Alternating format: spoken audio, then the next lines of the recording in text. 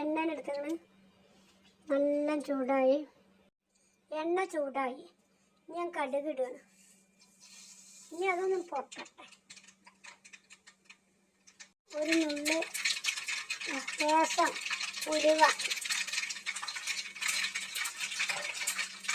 അടുത്തിടാൻ പോണത് ഒരു നുള്ളി പെരിഞ്ചീരകം. അടുത്തതിനാണ് പച്ചമുളക്.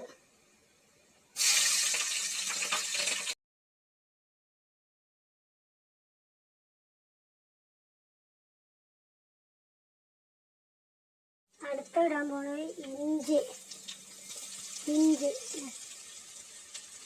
വേപ്പിൻ്റെ ഇല ഒക്കെ ഒന്ന് വഴറ്റി വെച്ചോട്ടെ.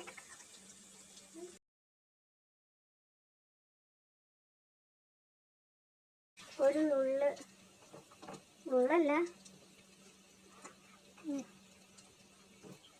കുറച്ച് മഞ്ഞപ്പൊടി. ഇനി ഒന്ന് ഇളക്കുക. മഞ്ഞപ്പൊടി. പിന്നെ അത് കഴിഞ്ഞിട്ട് കുറച്ച് ലേശം മുളകും പൊടി, 2 സ്പൂൺ. അതേ വേണ്ട, കുറച്ച് മുളകും പൊടി. അത് പിന്നെ ഞാൻ ഇടാൻ പോകുന്നത് കുറച്ച് ഉപ്പ് ഉണ്ടായിക്കോ, പാകത്തിനുണ്ടായി. അച്ചാറും പൊടിയാണ് ഇടുന്നത്. കുറച്ച് അച്ചാറും പൊടി ഇടാം, പാകത്തിന്. തോരണ്ട, ഒരു കൂടും. അതൊന്ന് ഇളക്കുക. ചൂടായി വരുമ്പോൾ ഇളക്കുക.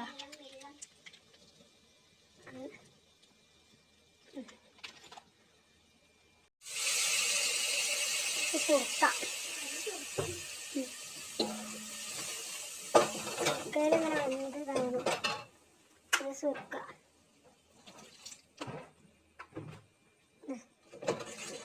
ഇങ്ങനെ ചൂടാവട്ടെ.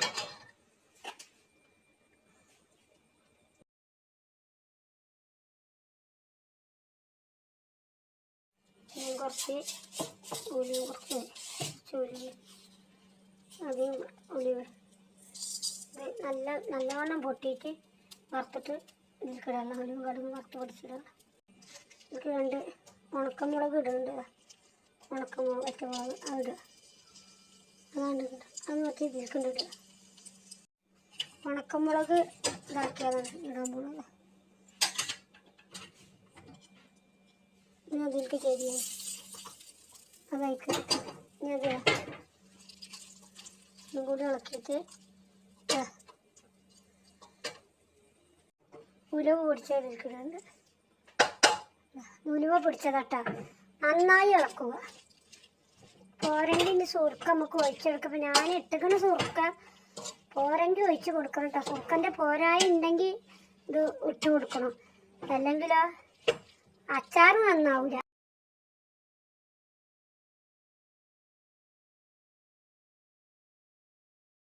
ഇന്നലെ ഉണ്ടാക്കിയ അച്ചാറാണിത്.